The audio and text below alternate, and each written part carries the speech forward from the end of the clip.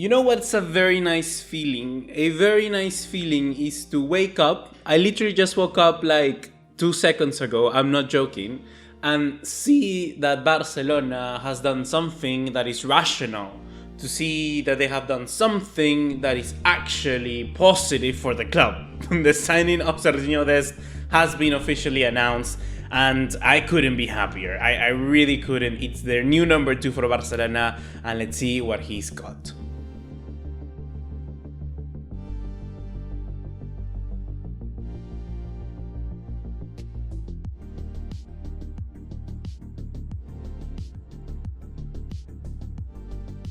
We got many news stories to cover, but certainly Sergiño Dest signing for Barcelona is the one that is the most important of today.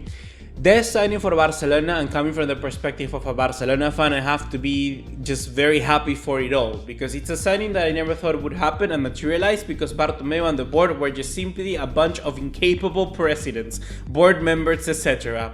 And they actually used their heads for once and made a move that, in all due respect, is not risky in any sense of the word, because you're buying a 19-year-old player, which its transfer market is not going to go that down much, you know, it's not going to decrease by a lot. And every single player that comes to Barcelona seems to at least retain a certain sort of transfer value. So Dest there is potentially just increasing his. And then we take into account that the fee that they pay for was 20 million euros, kind of with variable fees of 21.65 is what I'm hearing. And then move onwards to 5% in variables as well. You just have a player that could potentially go, if it doesn't work out, for 30 million euros. So from a financial perspective, it's a no risk, and that's great to see. But from the footballing sense as well, it makes a lot of sense, you know? You are getting a young player here in Dest that is going to be able to just take the position as a right back either this season, the next one, or the following.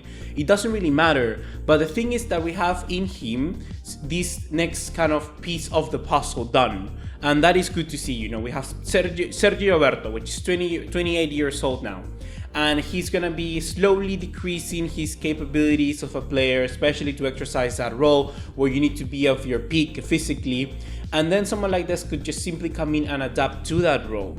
That is something that is good to see, you know, how to transition. For instance, I'm going to quote Bayern here, because Bayern is a team that always they kind of do that. They get a player in, and then they see when they're older, when they need to transition, and kind of 1 or 2 seasons before, they already buy a youngster that can take their place.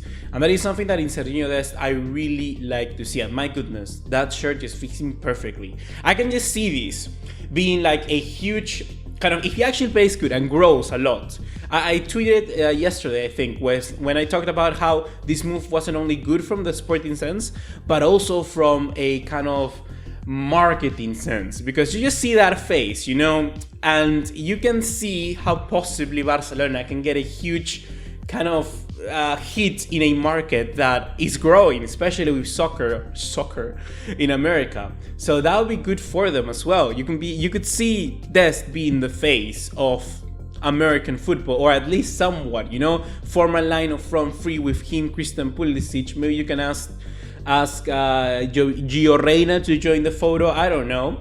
But you just see this being as a good business overall. It's honestly, for me, very, very, very good. And the other thing is that this is very weird, and no homo here. But I'm gonna go back to this picture.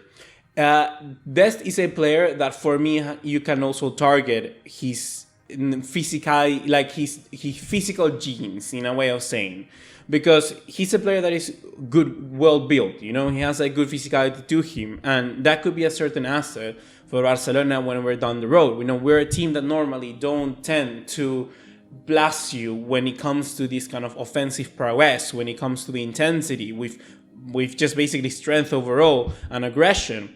But Dest can add a little bit of that, and I'm happy for that. We know we've seen some players that are taking better care of themselves. We got Coutinho getting stronger. We got who else do we have? We got Coutinho, we got Dembele, which we're gonna be talking about Dembele really soon. But I think Dest can just add to that overall. We just have to wait and see how many game time he's gonna be getting now, which should be I would say a fair amount. I do see Dest playing a lot. Semedo did play a lot. I do not want to see Roberto play in every single game. I think when we have a game, for instance, against... I always keep saying Deportivo Alavés, a game against Getafe, a game where we actually do need perhaps and can exploit the spaces in behind. Dest could be a good tool, a good asset. Even at 19 years of age, even younger than I am, Dest can be a good player for everyone. So yeah, I'm pretty happy with this move. I really rate this kind of like 5 stars. I really, really do. But well, now guys, there's still more news to follow, and we have to go to the main source for transfer news nowadays, and this is Fabrizio Romano. And here I'm gonna open this tweet that I did some few posts yesterday as well, talking about how Manchester United are open negotiations for Ousmane Dembele. And the reason that I wanted to comment on this news particularly is because it would be kind of, oh, look at that. It would be because it's just, it's a very interesting subject altogether, because in Ousmane Dembele, Barcelona have bought a player that has never really managed to reach the levels that of course we kind of anticipated. You add injuries to that, you add a little bit of Fortnite to that as well, and you just get a youngster that hasn't reached his potential. The question now is whether Barcelona actually want to be that club to make, hopefully, the last-ditch attempt at Dembele to reach that sort of mark. And personally, I have to say that if you take into account all the business that has been done for him, and now I'm actually wanting to go and search for his transfer market. Let's see actually his value and all of that. We have in Dembele a player that, for me particularly, Barcelona could have taken a huge loss. You see, it actually cost 130 million to get him through the door. If you sell him for a reported fee of 75, you're losing quite a bit of money there, and that's not a good reason for Barcelona. It's certainly not what you want. In my opinion, a player right now value of 56 million, and I want to see how his market value has increased and decreased here. So you see he was bought here by Barcelona in 2017. Then you have 80, went all the way up to 120, and then it kind of go down, just way down. It's unfortunate to see when you see into perspective all of this, the years at Dembele at Barcelona. It was here around where Dembele was actually that influential. In Dembele, if you actually have a player that you make him play well, I remember that season, not the first one, the second season of Dembele, he was the player that contributed more points to Barcelona. So it really tells you that you can have a very crucial, vital player to a system right there. And that is something that I just believe Barcelona would miss if they just get rid of Dembele. And I really would like to see him go out the door.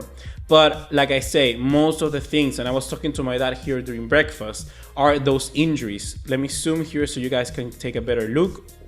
And look at that. Look at how many injuries we're talking about. We're talking about first injury, concussion, that's not even an English word. We have problems to the hip. We have hamstring. We got a rupture muscle. They don't tell you which one, but well, you see how many days he has missed. 106 days, 26, 18, 26, 42, 34, 366, 191 days. 191 days just altogether is so much for a player to miss. You add to that all of the other ones, and you have in Dembele a player really that I don't know whether he will have the time to improve at Barcelona. So that's kind of, I believe, the main perspective where everyone is coming from. I want to put now the question to you guys to tell me, would you sell Dembele? In the case of Manchester United getting him, I think it would be a pretty good move for Manchester United. It's a risky one, yes, indeed, but for 75 million euros, you're getting a player that can occupy that right-wing position.